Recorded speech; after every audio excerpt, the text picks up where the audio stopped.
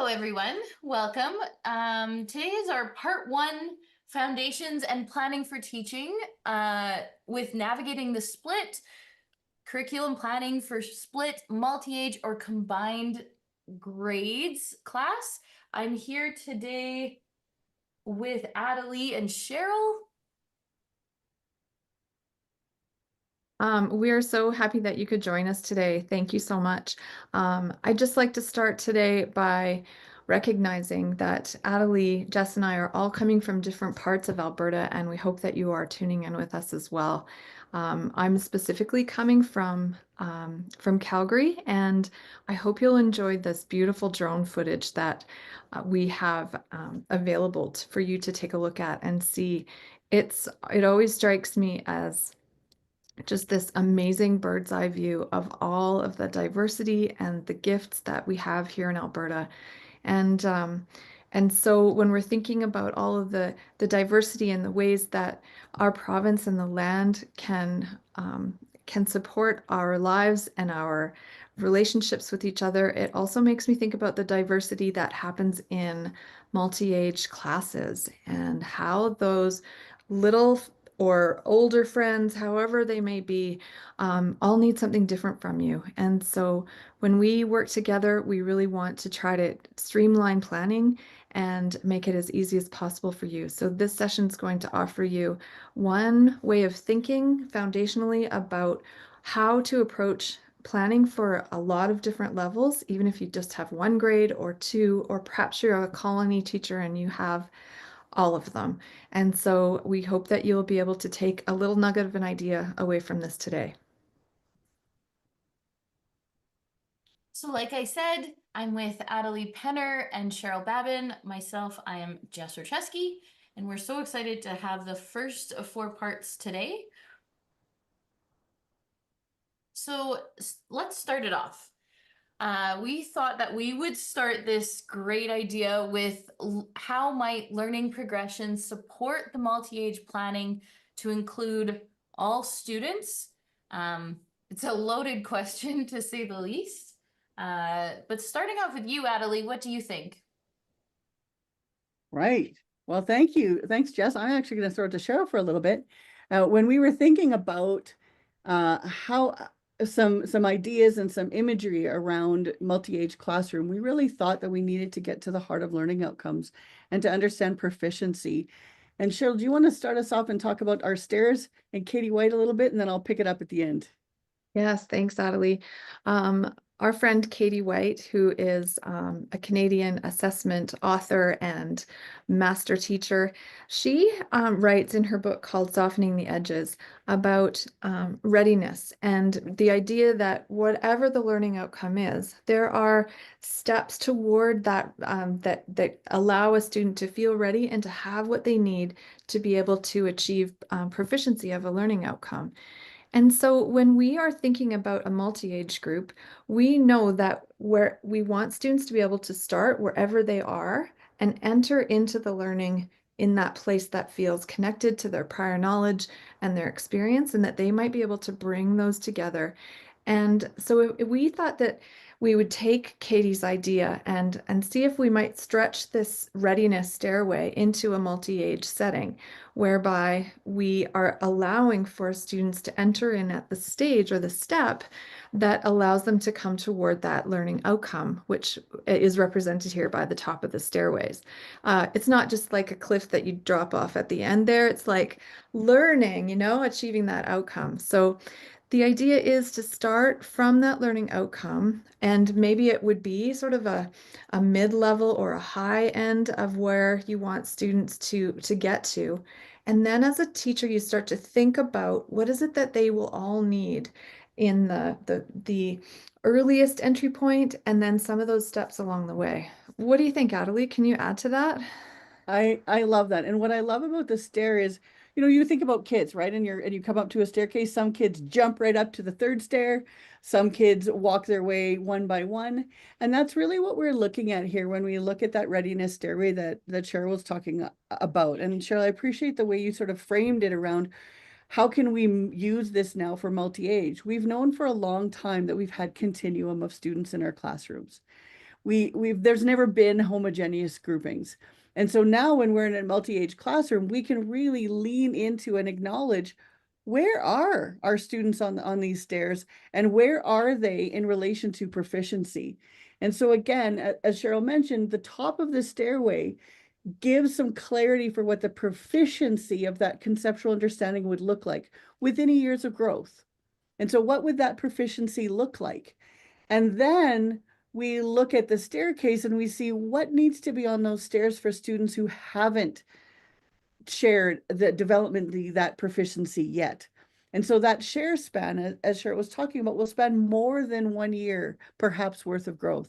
Perhaps it'll include other classrooms, it'll include other abilities. It may also include some reciprocity from other skills that they've learned, to Cheryl's point about that pre-knowledge, so that we see those coming on the stairs. And in a few slides, we've taken and broken this down for us, but we just wanted to take a look at an idea of how the stairway could work for us. Yeah, I like that.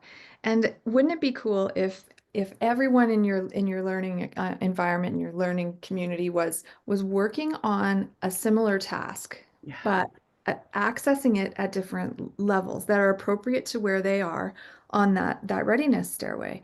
And so we were kind of talking about this and thinking about it. Jess was pulling out some ideas from some of her science teaching experience, and as were Adelie and I. And we were thinking about almost like a design task where everyone in your class is doing the same challenge. And it has sort of a generic, I suppose, goal.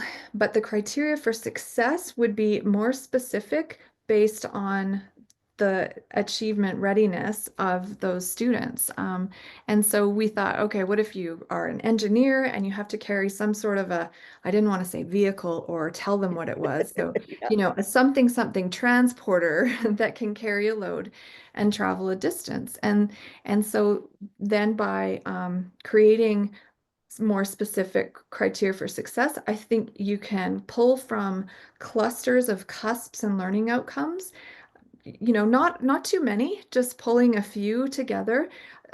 Many of them would be similar in each grade because you want to be working together as a learning community. But then when it comes time for us to assess the understanding, skills, knowledge, and procedures, and the achievement of that learning outcome, we'll be able to see how it all plays out at that particular grade level. I love it. And I love the learning that can happen as all those grades watch each other, and all the different ability groups look at these different projects and see how they can inform each other. Yeah, and it really can build a community that way. Absolutely. And that's, I think, what we're looking for in our multi-age and multi-grade classrooms. Mhm. We Do you we want to brought back unpack this idea a little bit more? Yeah, let's get into yeah. it. Mhm. Well, we brought back the stereo, and we found, and I love this picture because what it reminds us is the staircase is not a linear staircase. We know that as we learn new things and we have new learning objectives, we're going to consistently be reaching for that new proficiency piece.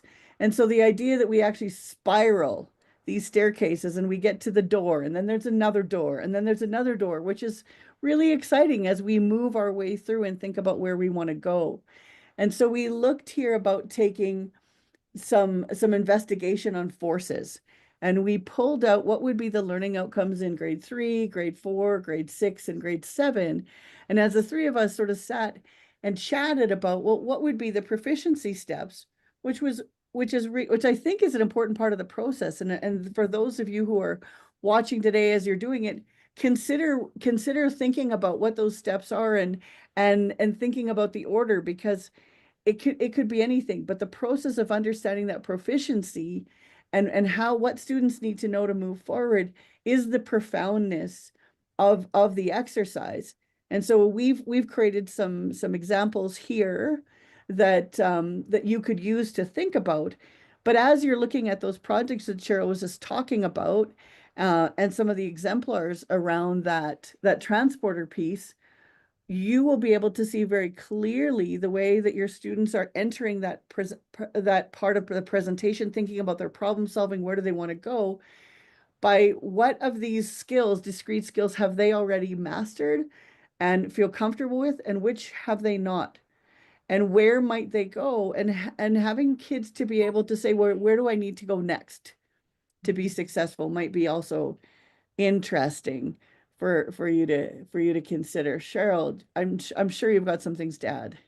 Why? Because I've got my hands and I'm like jumping up. Hey, Jess, can please go back one more slide for a second? Yeah. I'm imagining that these steps would also help to design the learning as you're going along, right? Yeah. So if if you are working with students that are just entering the idea of forces, then you would be playing and you'd be moving. I think we talked about getting the story of kids on a crash mat and the teacher pushing the crash mat across the gym floor, and then designing lessons and mini lessons and experiences that move them through that progression. So this can really um, help you think through how the design of that whole learning series would go. Yeah. And you know what else you said that I really loved was how you mentioned that we talk through it together. And I think that's everything. Sometimes multi-age teachers feel isolated because you might be the only one in that grouping, but surround yourself with other teachers and talk about, what do we think will help? Go talk to the grade 8 teacher and say, hey, I'm thinking about proficiency and the progression toward understanding these concepts and really achieving the outcomes. Can you help me talk through what steps would help them get there? I love that. I love that. Bringing back in the community. I mean, we not only do we not want our students to work alone, we can't work alone. And Yes. we can't work in that piece. Thanks, Cheryl, for that reminder. It's important. This is another Katie White resource that we really like. And one of the reasons that we put this into the foundational component of this discussion and this conversation is that we want to be able to equip students with the skills, the knowledge, and the will to be able to be part of that assessment conversation on behalf of their own learning. And we want to do that in every class, but it's really essential in a multi-age class because we really want them to be part of it. And so in sharing resources, we wanted to show you that this is one of the great ones that we like. There's actually a ton, and we'll put more of them in the links with all of the resources, but just wanted to offer this as another nudge toward that learning. Log into Solution Tree to get some of the details and a free account to some of the tools and templates that you can take with you. I was just gonna ask, I'm like, where could we get this? But there you Yes. go. Yes. Yeah, at Solution Tree, Amazon, your neighbor next door, they're everywhere. Mhm. Thanks, Cheryl.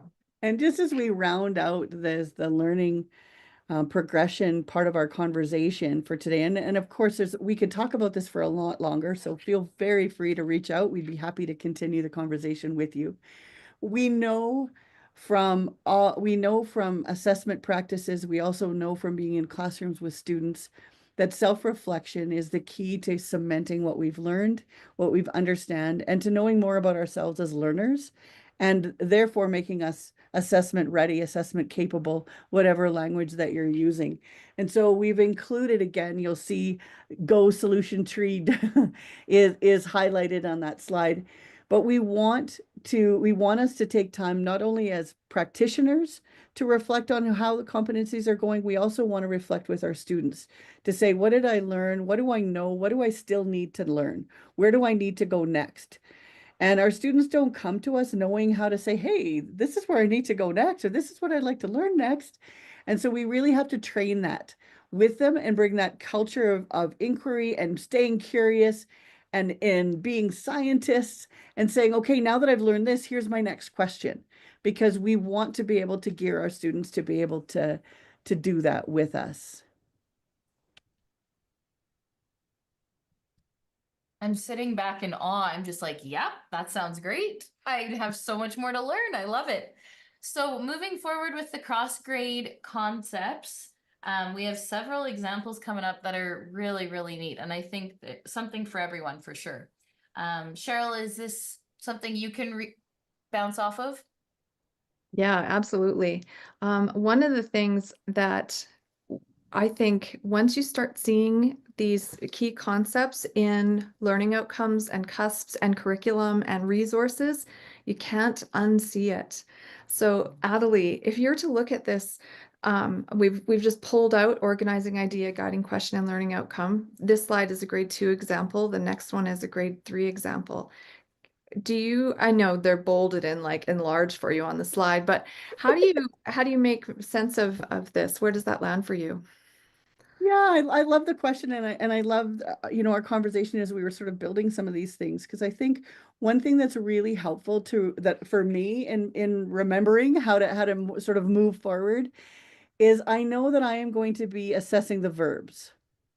And so then I go and I look for the nouns, and I want to pull out the nouns in my learning outcomes because I know that's what that's the concept. And that's what when we look at the door and that proficiency step, that's really what I need to be setting my targets to represent and to reflect with my students. So when we look at this earth systems, again, understanding the living world, earth, space are deepened through investigating natural systems and their interactions. So we can see there's going to be an interplay. We're going to learn something about a model and then the relationship. When we from the organizing idea, when we go straight to the learning outcome, we see that very clearly. The relationship piece and students being able to understand the relationship between earth, the landforms, body of waters, relation to the sun, all of those pieces start to come together for us.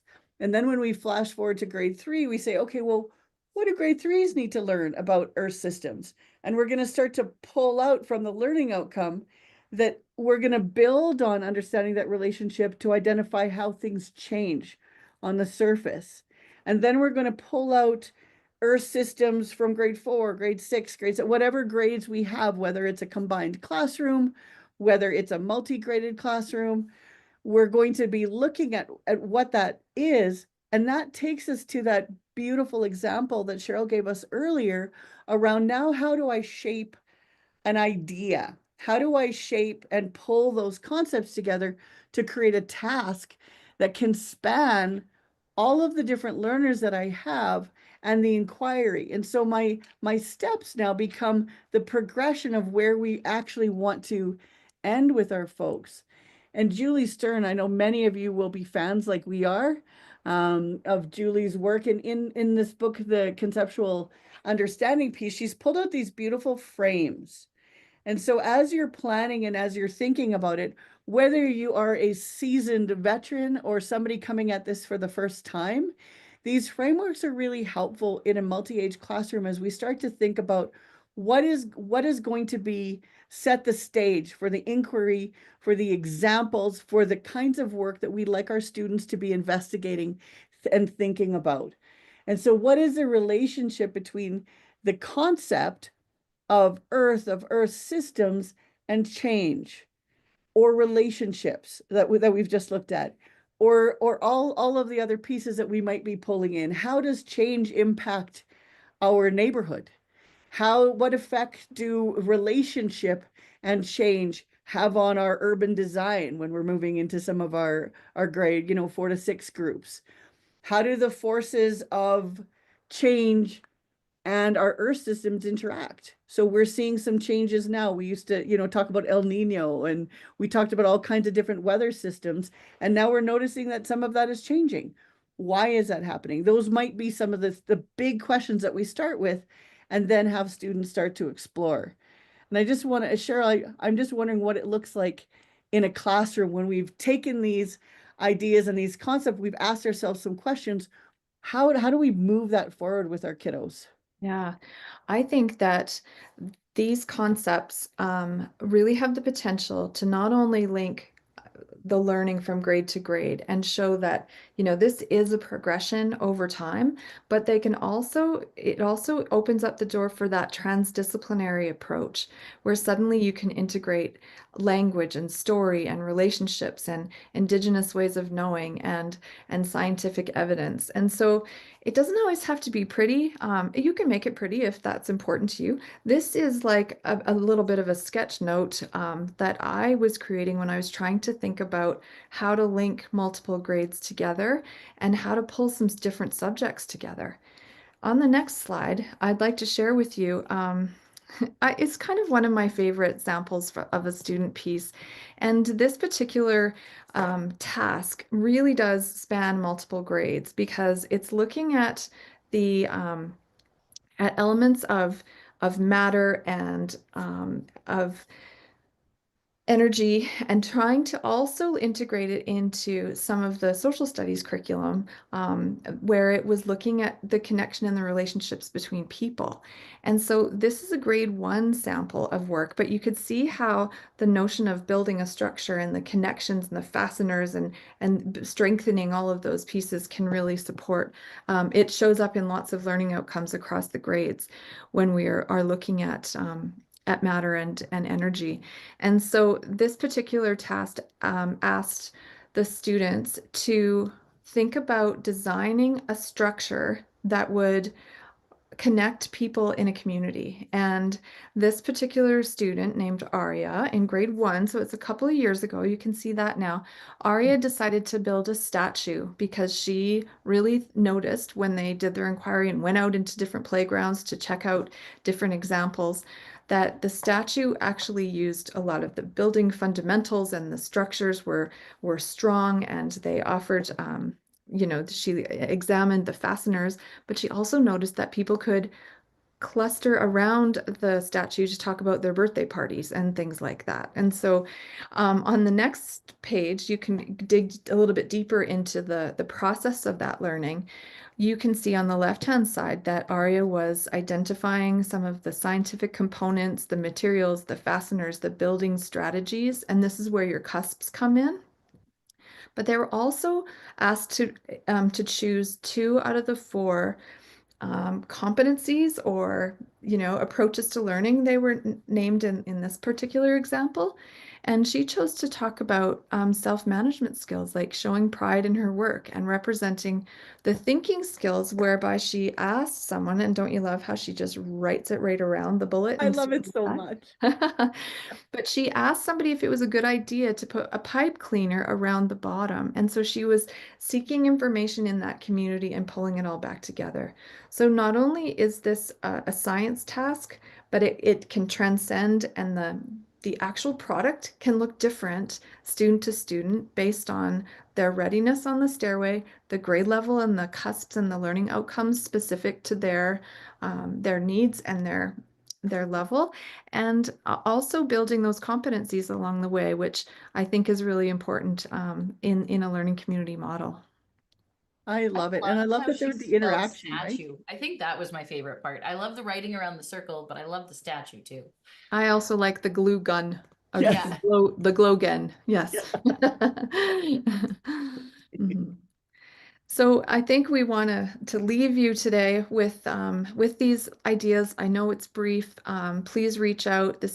We're working together in an ongoing way to try to support you in your classrooms for all of the students that you have together, whether it's 1 grade level or 10. And we know that students are coming to us to be in our learning communities in with all of their gifts and stretches. And so we hope that this will offer a little nugget of an idea that you can take with you and know that you're supported and we are there with you. Thank you, Adelie and Jess, for doing this together. It was fun. Thank It you so was. Thanks, much. everybody. See you next time.